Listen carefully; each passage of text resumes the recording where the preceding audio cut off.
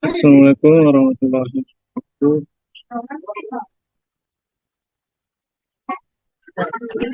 Waalaikumsalam warahmatullahi Teman-teman angkatan buat kita, sore hari ini kita laksanakan lima materi tentang pengantar ini. Mungkin sebelum mulai, tolong diajakin lagi teman-temannya buat ikutan join ya. Izin. Langsung kita lanjut aja ya. Untuk soal pertama tuh, jelaskan secara singkat istilah berikut. Pendapatan nasional keseimbangan.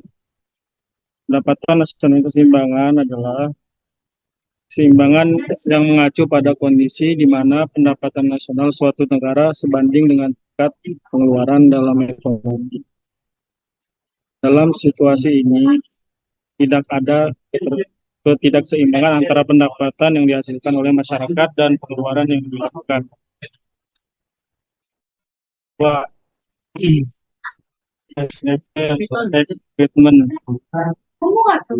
yaitu jumlah dana yang harus dipertahankan dalam rekening giro pada bank sentral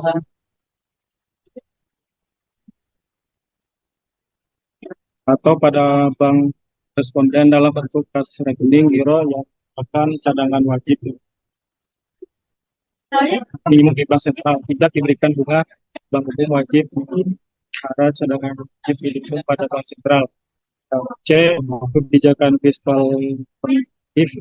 Kebijakan fiskal merupakan suatu strategi atau kebijakan yang diterapkan oleh pemerintah dengan tujuan menjaga pengeluaran dan masukan keuangan negara. Masukan yang utamanya adalah dari sektor pajak, sedangkan pengeluarannya berupa anggaran yang disalurkan untuk menunjang program atau belanja negara. D. Multiplier. Multiplier menggambarkan sejauh mana peningkatan atau penurunan dalam pengeluaran dapat mempengaruhi pertumbuhan ekonomi secara keseluruhan. Jadi, multiplier mencerminkan perubahan bersih dalam pendapatan nasional sebagai respons terhadap perubahan dalam tingkat pengeluaran atau investasi.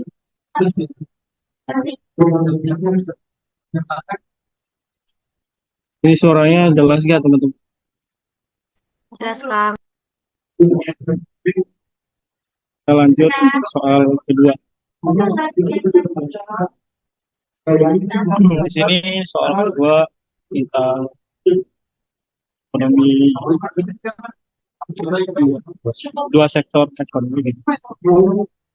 Untuk yang soal hitunglah tabungan pada berbagai tingkat tabungan.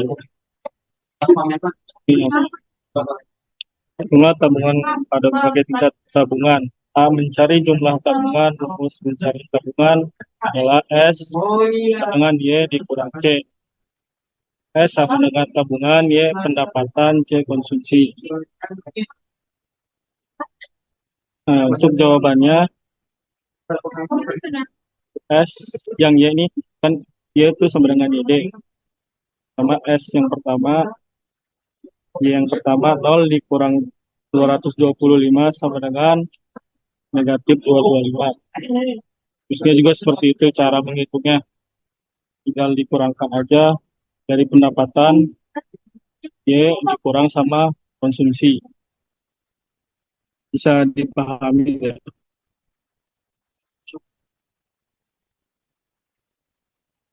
So, Bisa, Kak. ini aku cepatan nggak sih jelasinnya? Iya, kecepatan. Oh, kecepatan. Sorry. Yang kita ulang lagi ya. Cari jumlah tabungan. Rumus mencari tabungan. Satu, S. S itu adalah tabungannya. C. Pendapatan. Dikurang C. Konsumsi. Jadi untuk mencari jumlah tabungan itu dengan cara yaitu dikurang sama konsumsi. Jadi ini 225. Seterusnya juga seperti itu. Ini rumus yang aku pakai sama yang kalian pelajari sama nggak? Rumusnya itu MPC bagi itu C2 dikurang sama C1 5, terus Y2 yang 200 dikurang sama Y1 itu sama dengan 150 dibagi 200 0,75. Dan begitu pun yang seterusnya. Untuk cara perhitungannya itu kenapa yang di baris pertama 0, karena terus yang baris ketiga nyarinya tuh dari 500 C3 dikurang C2. Terus untuk Y-nya Y3 dikurang Y2. Teman untuk bisa dipahami nggak? Kalau ada yang mau bertanya dipersilahkan.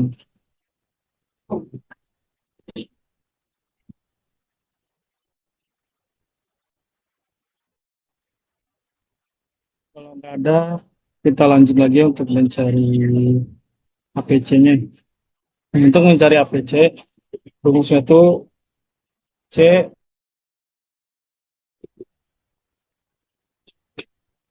itu 375 dibagi 200.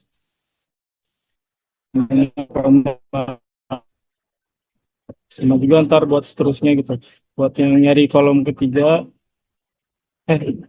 salah ya, buat nyari C sama dengan 175. Yang nyari kolom ketiga C yang kurang sama dibagi dengan 400 1,4 600 dibagi 4 675 dibagi dengan 800 dengan 0,4 ribu dibagi dengan 7,5.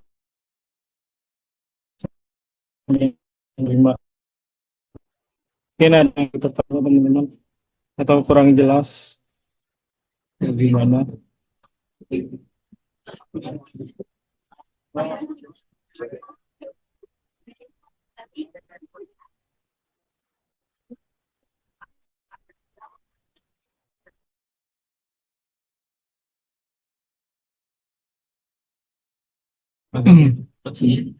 Kalau nggak ada pertanyaan lagi, kita lanjut untuk mencari MPS-nya.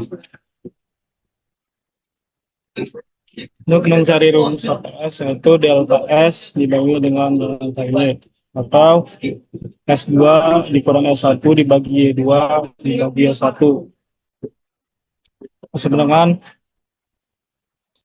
negatif 175 yang ini S dikurang dengan negatif 225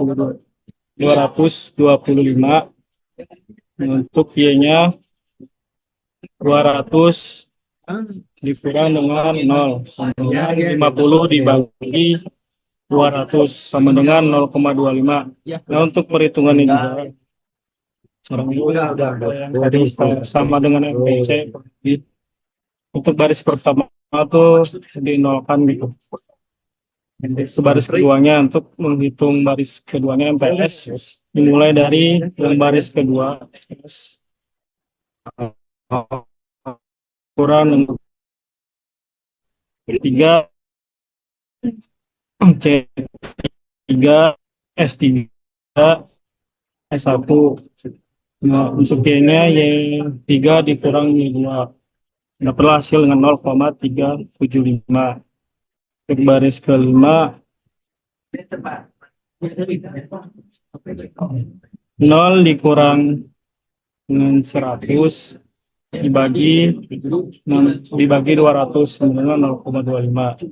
Untuk kolom kelima 125 dikurang 0 terus dibagi dengan 200, hasilnya 0,625. Kolom yang ke-6, 275 dikurang 125, 150 dibagi dengan 200 dengan 0,75. Ini bisa dipahami nggak teman-teman? Bisa sih.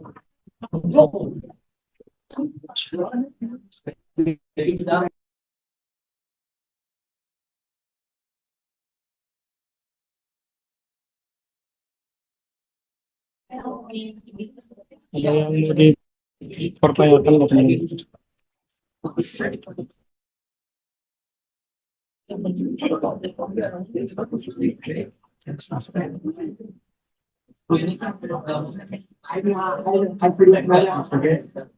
Kalau nggak ada yang mau ditanya dulu, langsung aja lanjut ke cara mencari APS.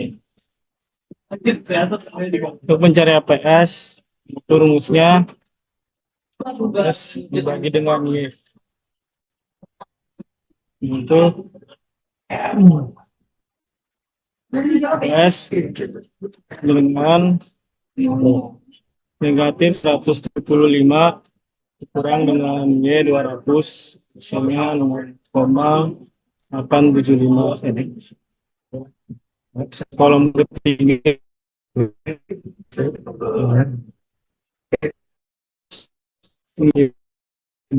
itu 0,25.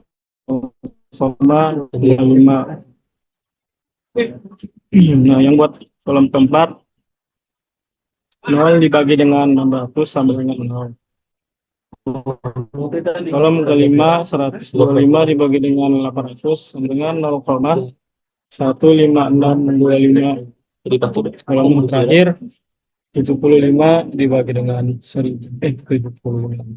275 dibagi dengan 1000 sama dengan 0,275. Itu rumus untuk mencari APS-nya. Dan terakhir itu dijumlahkan dari MPC-nya dan MPS itu sama dengan 1.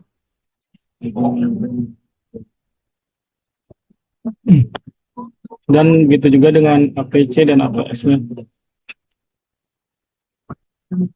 PC 1,875 tambah dengan dikurang 0,875 dengan 1 ditambah 1. Itu buat kolom selanjutnya itu jumlahnya 1. Kenapa harus 1? Karena dari pengeluarannya sama masukan itu harus seimbang gitu. Jadi hasilnya harus 1. Mungkin ada yang perlu ditanyakan nggak teman-teman? Kalau dari cara penjelasannya kecepatan atau gimana itu?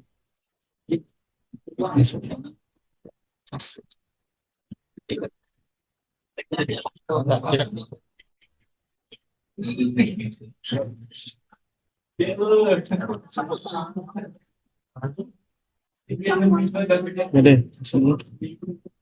lanjut ke soal ketiga. Jelaskan sirkulasi aliran pendapatan pada perekonomian terbuka. Ya, dengan atau bagan. Bagannya itu di dalam sektor ekonomi terbuka atau 4 sektor itu ada 4 ya: rumah tangga, pemerintah, perusahaan, dan luar negeri. Mungkin di awalnya itu dari rumah tangga seperti itu, dan berkolaborasi dengan perusahaan. Nah, terjadinya sebuah aliran yang pertama, pendapatan produksi. Nah, dari perusahaan ini masuk ke pemerintah, itu alur pajak perusahaan. Nah, dari rumah tangga juga ini punya pajak individu gitu. Itu alur yang ketiganya. Rumah tangga juga yang pastinya melakukan perbelanjaan ke perusahaan gitu.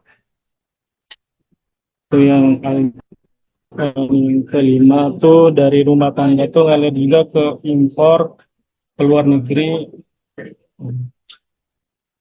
Aliran keenam, rumah tangga juga masuk ke instansi keuangan, yaitu aliran keenam tabungan. Nah, instansi keuangan ini masuk ke penanaman modal maupun ketujuh pinjaman. Dan yang ke-8 itu dari penanaman modal perusahaan terjadinya sebuah aliran investasi. Dan yang ke-9 dari pemerintah ini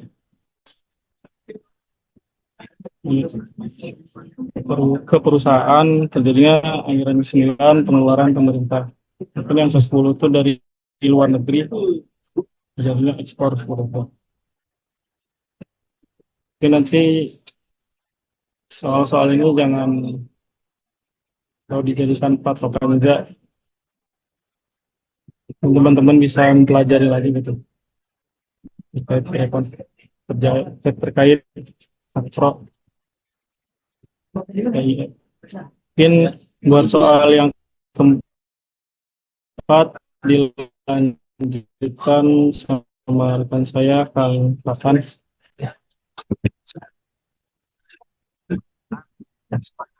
Di kelasnya kelas apa? Oke teman-teman, izin lanjutin. Selanjutnya mengenai di sini kan ada soal jelaskan tentang pendapatan nasional dan perhitungan dengan ketiga cara. Nah, jadi bisa disimpulin ya bahwa secara sederhana dan gambaran besarnya bahwa pendapatan nasional merupakan total produksi barang dan jasa yang dapat dihasilkan suatu negara dalam jangka waktu 1 tahun. Pendapatan nasional merupakan indikator penting untuk mengetahui kondisi ekonomi di suatu negara dalam satu periode. Nah, jadi gini maksudnya, bahwasannya pendapatan nasional itu diukurnya melalui total produksi yang diproduksi oleh suatu negara, entah itu berupa barang atau jasa, yang nantinya bakal jadi eh, untuk mengetahui juga kondisi suatu negara gitu. Nah, bisa dilihat juga bahwa pendapatan nasional juga disebabkan oleh beberapa faktor. Yang pertama, ketersediaan faktor produksi. Dua, kemampuan tenaga kerja. Teknik produksi. Keempat, kestabilan negara.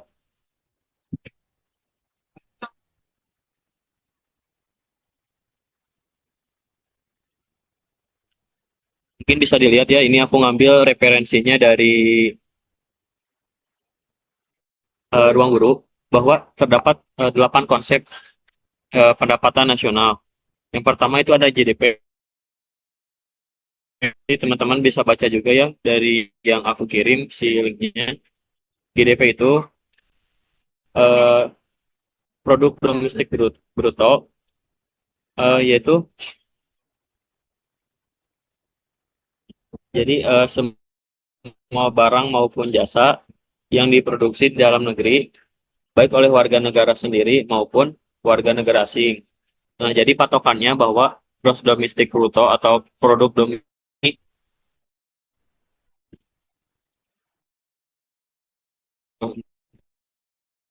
itu warga negara asing, negara dalam negeri. Selanjutnya GNP atau Gross National Product. Kalau ini semua barang maupun jasa yang diproduksi warga negara asli, baik di dalam negeri maupun di luar negeri. Jadi, kan kalau yang tadi GDP itu patokannya yang diproduksinya itu di dalam negeri, akan tetapi kalau GNP atau Gross National Product diproduksinya itu bisa di dalam negeri maupun di luar negeri.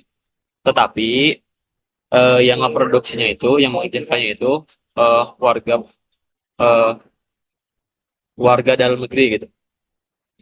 Yang ketiga NNP atau Net National Product adalah sebut apa ya? Jadi pendapatan nasional yang diperoleh hanya dari eh, laba yang diperoleh gitu. Selanjutnya Net National Income atau NNI. Jadi hal itu adalah kalau secara rumus ya, NNI itu NNP dikurangi pajak tidak langsung plus subsidi. Jadi Net National Income ini mengaitkan apa? pajak tidak langsung gitu. Jadi harus dikurang. Jadi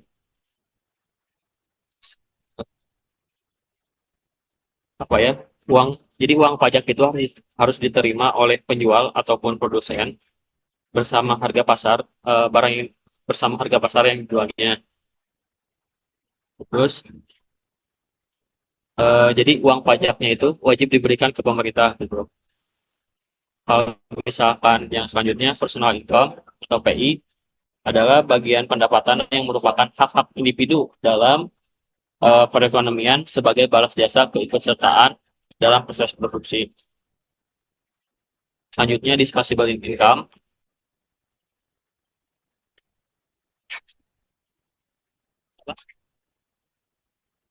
Jadi pendapatan yang disiap dibelanjakan alias dimanfaatkan untuk membeli barang dan jasa. Nah, mungkin kalau terkait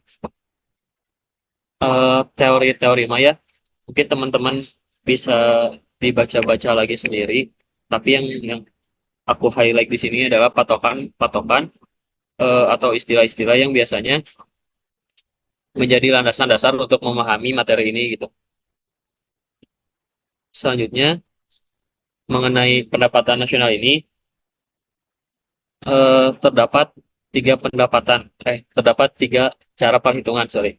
Yang pertama menghitung dengan pendekatan pendapatan, yang kedua menghitung dengan pendekatan produksi, yang ketiga menghitung dengan pendekatan pengeluaran.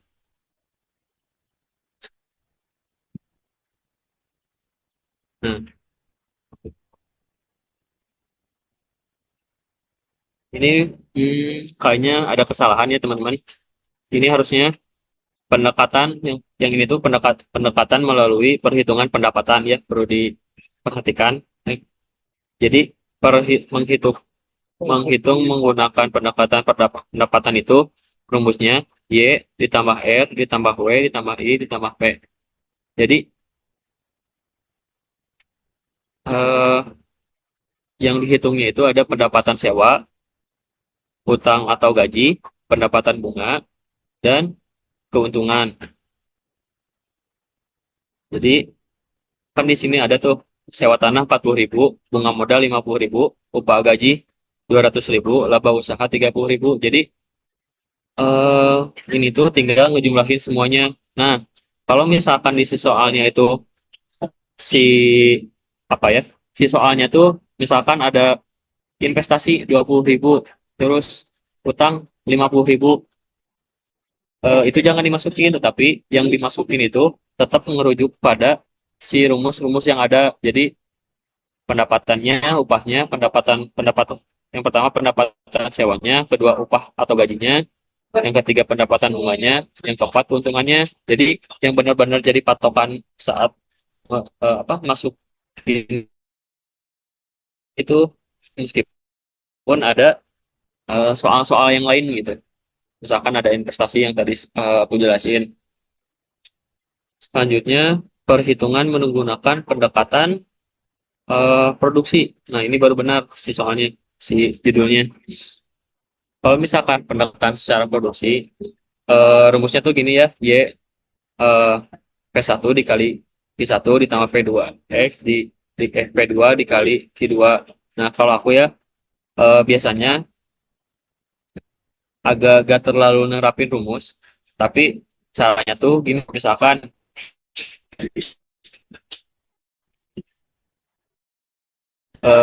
bentar, lihat ke atas dulu ya. Harga sama jumlah barang. Bentar, lihat ya, begitu. Nah, kan baru ada harga sama jumlah barang.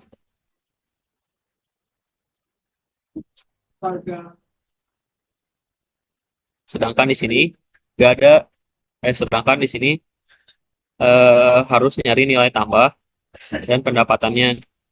Kan yang dipertanyakan itu berapa pendapatan nasionalnya. Jadi untuk mencari untuk yang pertama harus dulu nilai tambahnya. Yang pertama kapas. Kan di sini kapasnya itu 6.000 ya. Kita tinggal masukin aja 6.000 ke sini. Nah, kalau misalkan yang barang, aduh, Ya, misalkan barang di sini 8.000. Nah, untuk mencari nilai tambah yang di sini tuh, kita nyari selisih antara 6.000 sama 2.000, kan hasilnya jadi 2.000. Selanjutnya, kain. Eh, kan misalkan barang 8.000. Nih, yang kain 13.000, kita juga harus apa namanya nyari selisih juga antara eh, barang sama kain, hasilnya 5.000. Jadi, kalau misalkan secara konsep sederhana mah ya, tinggal ini nyari selisih 6.000 sama 8.000, nyari selisih 13.000, nyari selisih sama 25.000. Itu cara gampangnya. Nah, kecuali yang kapas ini, karena si kapas ini yang pertama dan ke atasnya gak ada, jadi di nilai tambahnya tuh tulisin aja 6.000. Terus selanjutnya nyari pendapatan. Nah, gimana cara nyari pendapatan itu? Caranya eh, nilai tambah, nilai tambah ini dikali jumlah barang. Jadi tinggal eh ini semua udah dikaliin semuanya. Nah, yang jadi perkiraan pendapatan nasionalnya itu adalah 425.000. Di, kan misalkan tadi udah dikaliin semua, tinggal jumlahin hasilnya 425.000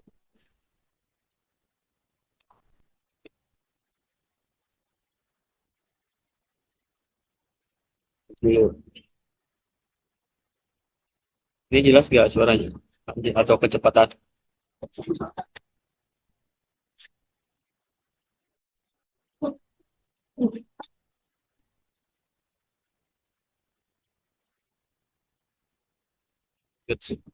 Soal terakhir.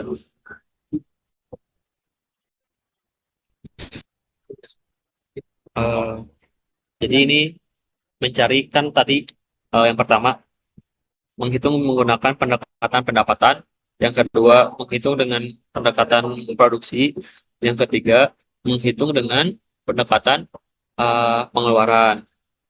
Nah, untuk mencari pendekatan pengeluaran ini rumusnya C X dikurangi M.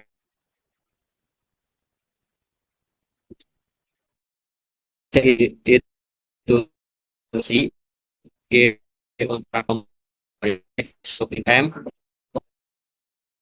import. Dulu waktu untuk ingat ini caranya tuh pakai eh, kalimat gitu, atau kayak bahasa untuk ngingetinnya gitu.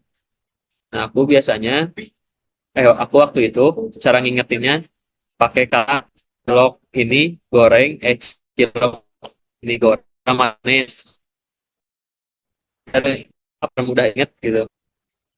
Kan misalkan cilok C-nya tuh untuk konsumsi. Jadi,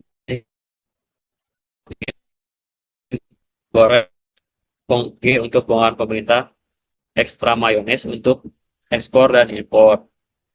Nah, jadi sebenarnya ini sederhana ya, tinggal masukin aja.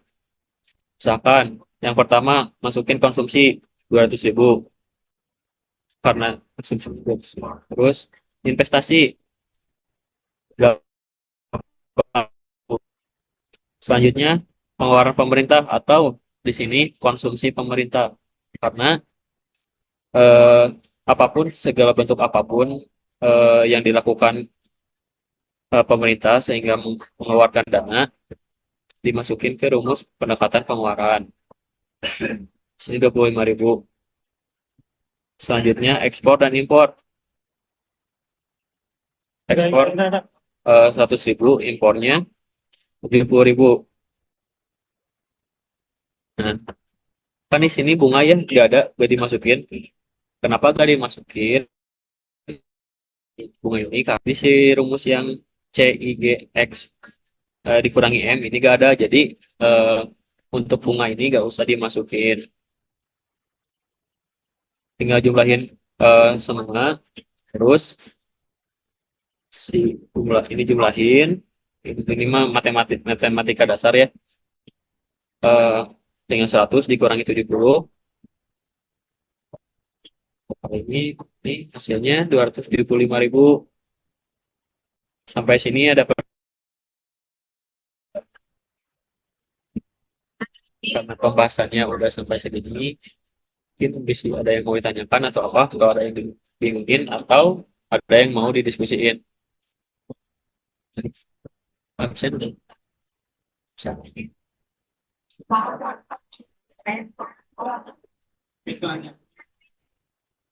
Teman-teman jangan lupa buat isi absennya ya. Hadir Bu.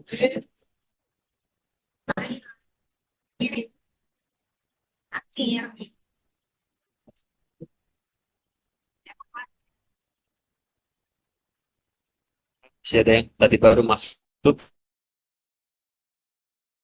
isi dulu absennya teman-teman.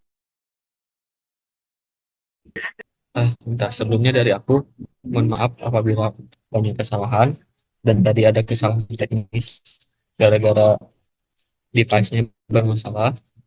Mungkin segitu aja. Kalau misalkan ada yang pengen dibahas lagi dari matkul lain, jangan ngeledak. Wassalamualaikum warahmatullahi wabarakatuh. Waalaikumsalam warahmatullahi wabarakatuh. Waalaikumsalam. Terima kasih, Tante. Ya, teman-teman udah menyempatkan waktunya untuk hadir di rumah. Semangat ujiannya. Dokumentasi dulu. Masuk ke yang mana, Mak? Selanjutnya. SS dulu ya. Dokumentasi. Dokumentasi.